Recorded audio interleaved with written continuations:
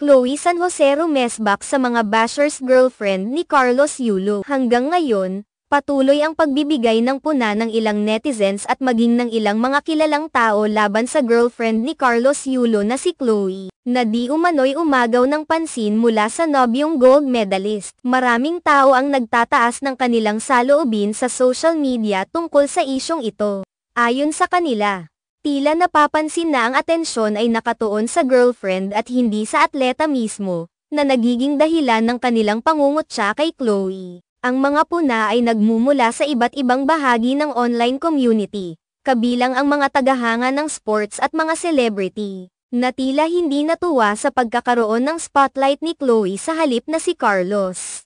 Sa kabila ng mga batikos, hindi pinalampas ni Chloe ang pagkakataon na ipagtanggol ang sarili. Kaagad siyang tumugon sa mga kritiko at sinabi na ang pansin na nakukuha niya ay dahil sa aktibong pagbisita ng mga tao sa kanyang sariling page at hindi sa page ng kanyang boyfriend. Ipinunto niya na ang pansin na ipinapaabot sa kanya ay hindi niya hinihingi o pinili, kundi ito ay dahil sa interes ng mga tao na sundan ang kanyang mga updates. Ayon kay Chloe, hindi niya sinadyang agawin ang atensyon mula kay Carlos. Sa halip, siya ay naniniwala na ang tunay na layunin ng kanyang presence online ay suportahan at ipakita ang kanyang pagmamalaki para sa tagumpay ng kanyang nobyo. Nakikita niyang mahalaga ang suporta at pagkilala sa mga achievements ni Carlos, at ang kanyang online presence ay bahagi lamang ng pagsuporta sa kanya.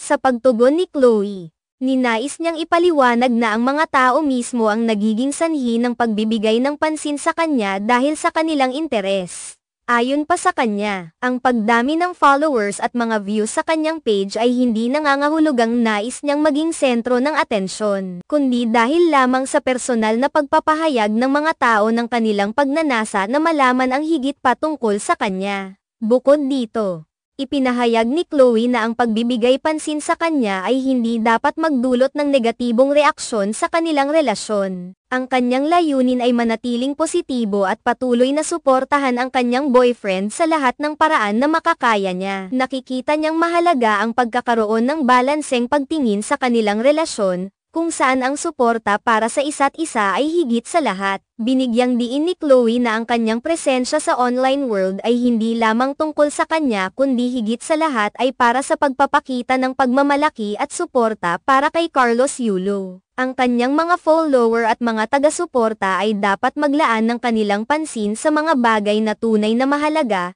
tulad ng mga achievements ni Carlos, kaysa maglaan ng oras sa mga usaping hindi nakakatulong. Sa kabila ng mga batikos, si Chloe ay patuloy na nagpupunyagi na i-maintain ang positibong pananaw at iwasan ang pagpasok sa mga hindi kinakailangang kontrobersya. Ang kanyang pangunahing layunin ay ang magbigay inspirasyon at magpatuloy sa pagiging supportive girlfriend sa kanyang mahal sa buhay, si Carlos Yulo. Ang mga pagsubok na dinaranas niya sa ngayon ay hindi naging hadlang para sa kanya na ipakita ang kanyang taos-pusong suporta sa kanyang boyfriend at ipagmalaki ang mga tagumpay nito sa larangan ng gymnastics.